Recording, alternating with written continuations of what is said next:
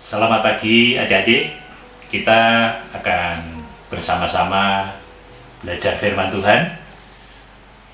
Setelah kita bersama-sama juga sudah memuji Tuhan, mari kita berdoa terlebih dahulu sebelum kita bicara lebih jauh akan firman Tuhan. Mari kita berdoa. Bapa di surga, kami boleh bersyukur pada pagi hari ini bersama-sama dengan teman-teman kami di rumah kami masing-masing untuk beribadah kepada Tuhan.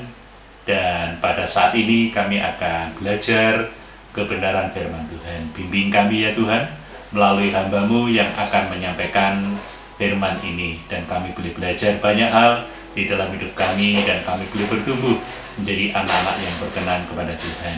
Terima kasih Bapa, kuasai hati kami masing-masing. Hanya di dalam nama Tuhan Yesus kami berdoa. Amin. Baik adik-adik, bahasan kita hari ini adalah berjuang untuk mempertahankan iman di dalam Kristus. Wah, bahasanya kayaknya kok seperti berjuang terus berperang gitu ya. Ya, kita memang harus berperang karena di dalam kehidupan yang kita alami, kita harus berjuang untuk tetap bertahan di dalam iman kita kepada Tuhan. Semua manusia pasti harus memilih berjuang di dalam Tuhan atau terbawa di dalam setiap godaan di sekitar kita. Ya, adik-adik, sebelum saya melanjutkan pembicaraan kita belajar firman Tuhan ini, saya akan mengajak kalian untuk melihat satu video cuplikan kecil, dan kita nanti akan merenungkan apa maksud dari video itu. Silakan.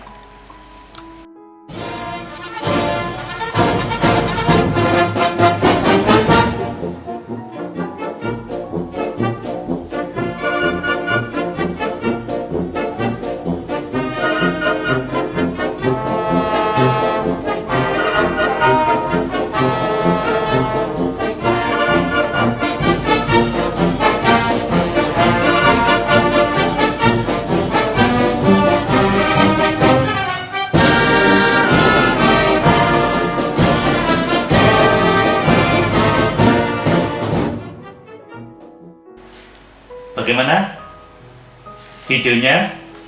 Apa yang bisa kalian tanggapi dalam video itu? Ya, seorang anak kecil yang lucu, yang mengikuti para orang tua yang sedang berbaris atau sedang kalau di Indonesia seperti karnaval. Tetapi satu hal yang sangat menggelitik di dalam hati saya, bahwa rupa-rupanya anak kecil ini juga berjuang. Berjuang apa?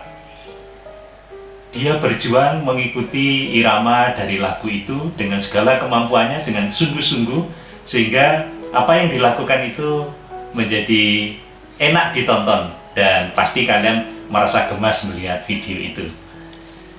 Itulah, di dalam hidup kita tetap harus berjuang. Berjuang mempertahankan sesuatu, berjuang mencari ilmu, berjuang macam-macam. Mari sebelumnya saya akan mengajak kita semua belajar dan membuka dari firman Tuhan pada pagi hari ini, karena firman Tuhanlah yang akan kita pelajari bersama-sama. Dan saya akan mengajak kalian membuka di dalam kitab Yudas. Sudah siap kitab Yudas? Itu hanya ada satu pasal ya. Silakan dibuka, dibaca dari ayat 3 dan 4. Bunyinya demikian ya adik-adik. Saudara-saudaraku yang kekasih, sementara aku bersungguh-sungguh berusaha menulis kepada kamu tentang keselamatan kita bersama, aku merasa terdorong untuk menulis ini kepadamu dan menasihati kamu, supaya kamu tetap berjuang untuk mempertahankan iman yang telah disampaikan kepada orang-orang kudus, sebab ternyata ada orang-orang tertentu yang telah masuk menyusup di tengah-tengah kamu, yaitu orang-orang yang telah lama ditentukan untuk dihukum. Mereka adalah orang-orang fasik yang menyalahgunakan kasih karunia Allah kita untuk melampiaskan hawa nafsu mereka, dan yang menyangkal satu-satunya penguasa dan Tuhan kita, Yesus Kristus. Ya, kembali ke dalam pokok masalah kita. Saya akan menyampaikan beberapa hal yang perlu kalian ketahui. Tadi apa yang kita baca dari kitab firman Tuhan pada pagi hari tadi? Ya, kitab Yudas. Oh, Yudas yang mana ya? Kayaknya kalau kita bicara tentang Yudas, kok kita sangat familiar dengan nama itu ya. Dan Yudas mengatakan, aku saudara Yakobus. Berarti Yudas juga masih termasuk saudara dari Tuhan Yesus. Itulah yang ingin saya sampaikan, bahwa Yudas yang kita maksud di dalam kitab Yudas ini bukan Yudas Iskariot, Yudas yang mengkhianati Tuhan Yesus. Lalu adik-adik, mengapa Yudas mengingatkan jemaat Tuhan mula-mula pada waktu itu dengan begitu keras dan tegas, dan benar-benar menganggap itu penting sekali? Dan memang iya, perlu saya sampaikan bahwa pada mula-mula pekabaran Injil yang dilakukan oleh anak-anak Tuhan dan jemaat Tuhan mulai bertumbuh dengan pesat, dan mereka saling mengasihi dan menunjukkan kepeduliannya sesamanya itu.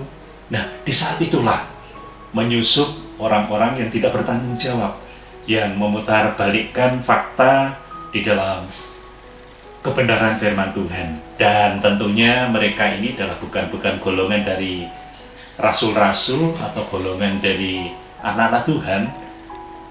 Kalau saya boleh mengatakan bahwa ini adalah bagian dari cara iblis untuk menghancurkan, untuk menggagalkan keselamatan itu kepada jemaat mula-mula. Dan mereka kenyataannya memang benar. Mereka seakan-akan mengajarkan ajaran-ajaran tentang keselamatan atau tentang Yesus. Tetapi kalau diruntut dengan benar, itu ajarannya menyesatkan juga. Gitu, ya. Dan ini perlu diingatkan.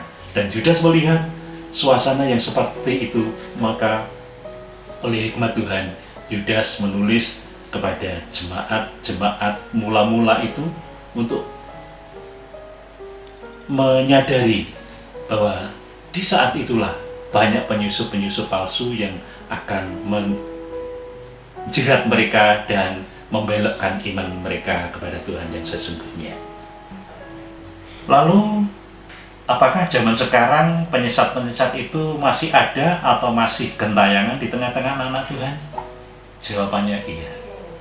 Zaman sekarang pun juga penyesat-penyesat itu juga menggoda anak-anak Tuhan dan menyesatkan ajaran-ajaran Tuhan yang sesungguhnya. Dan itu perlu kalian ketahui. Dan kata-katanya itu diputarbalikkan seakan-akan itu benar, padahal itu adalah salah. Iya. Apakah adik bisa memberi contoh hal-hal yang menyesatkan itu? Seperti gini contohnya ya. Ke gereja itu tidak harus setiap minggu kok. Tuhan kan Maha Pengampun. Tidak apa-apa, sekali-kali ada datang, 1 bulan 2 kali cukup. Atau mungkin berbohong dikit-dikit itu nggak apa-apa kok, Tuhan bisa mengampuni. Ya, namanya kalau berbohong berdosa, tidak beribadah juga tidak benar. Itulah yang terkadang orang-orang itu menyesatkan kita dengan pikiran-pikiran semacam itu. Sampai kapankah kita berjuang mempertahankan iman kita kepada Tuhan Yesus Kristus? Tentu jawabannya ya terus-menerus. Sampai selesai kita menjalani kehidupan di dunia ini. Wah, berat ya kayaknya ya. Tidak, saya katakan tidak. Selama kita berjalan bersama Tuhan, dan selama kita berserah kepada Tuhan, minta pimpinan Tuhan, yang kayaknya berat itu menjadi sangat ringan. Kenapa? Karena Tuhan sendirilah yang akan memimpin kita. Untuk itu adik-adik, mari kita kembali mengajak kalian membuka firman Tuhan. Dan kali ini silahkan dibuka dalam kitab Ibrani. Kitab Ibrani pasal 12 ayat 2 dan 3. Saya ulangi, silahkan buka kitab Ibrani pasal 12 ayat 2 dan 3. Marilah kita melakukannya dengan mata yang tertuju kepada Yesus, yang memimpin kita dalam iman dan yang membawa iman kita itu kepada kesempurnaan, yang dengan mengabaikan kehinaan tekun memikul salib, ganti sukacita yang disediakan bagi Dia, yang sekarang duduk di sebelah kanan takhta Allah. Ingatlah selalu akan Dia yang tekun menanggung bantahan yang sehebat itu terhadap dirinya dari pihak orang-orang berdosa, supaya jangan kamu menjadi lemah dan putus asa. Mari kita lanjutkan surat terakhir dari kitab Perjanjian Baru, yaitu Wahyu. Wahyu adalah pewahyuan dari Allah kepada Rasul Yohanes di Pulau Patmos. Wahyu ini berisi penglihatan tentang akhir zaman. Terakhir, saya ingin mengajak adik-adik untuk mau belajar memahami beberapa tanda-tanda Kristus akan datang kembali, ya. Adik-adik bisa mulai dengan membiasakan diri untuk membaca kitab Wahyu bagian per bagian, karena di sanalah kitab Wahyu itu bisa disampaikan dengan penuh simbol-simbol yang menggambarkan karakter Kristus dan peristiwa-peristiwa yang terjadi, sedang terjadi, dan akan terjadi. Karena apa? Karena simbol-simbol itu adalah gambaran yang menceritakan kisah nyata tentang kendali Allah atas sejarah pada masa lampau, masa sekarang, dan masa yang akan datang. Jadi surat kitab Wahyu tidak bisa ditafsirkan secara literal, ya. Tapi kita mesti tahu bahwa nanti anak domba Allah atau Yesus itu akan datang dan pasti datang untuk menjemput engkau dan kita semua anak-anaknya. Apa yang diserukan dalam kitab Yudas adalah Allah telah memanggil kita keluar dari dunia masuk ke dalam keluarganya, dalam arti Tuhan Yesus, yaitu gereja. Dia mengasihi kita, menyelamatkan kita melalui anaknya, yaitu Yesus Kristus, dan menjaga kita. Amin. Dan sekali lagi saya memohon kepada kalian semua untuk terus bertekun, berjuang di dalam mempertahankan iman kita, karena itulah yang terbaik di dalam hidup kita. Mari kita berdoa. Tuhan, terima kasih kita sudah mendengarkan firman Tuhan dan kami juga belajar. Kami dan kita semua boleh bertumbuh di dalam iman kami dan boleh mendapatkan hal yang baru di dalam hidup kami. Ya Tuhan, berikan kemampuan kepada kami untuk tekun di dalam membaca firman Tuhan. Dan kami mau belajar mulai hari ini, untuk ke depan kami mau belajar membaca kitab Wahyu bagian per bagian, sehingga kami boleh mengerti apa kehendak Tuhan dan simbol-simbol apa yang tertulis di dalam kitab itu. Roh Kudus terangi hati kami sehingga kami boleh menjadi mengerti apa yang Tuhan rencanakan yang akan datang bagi kami. Bawa hidup kami ya Tuhan di dalam kemurahan-Mu, sehingga kami boleh menjadi anak-anak Tuhan dan kami boleh mendapatkan keselamatan itu. Di dalam nama Tuhan Yesus kami berdoa dan bersyukur. Amin. Selamat pagi adik-adik, selamat hari Minggu, dan tetap berdoa, semangat untuk negeri kita, agar negeri kita segera berlalu dari pandemi ini. Kita bisa kembali berkumpul di gereja dengan sukacita dan kita bisa memuji Tuhan dan beribadah bersama-sama.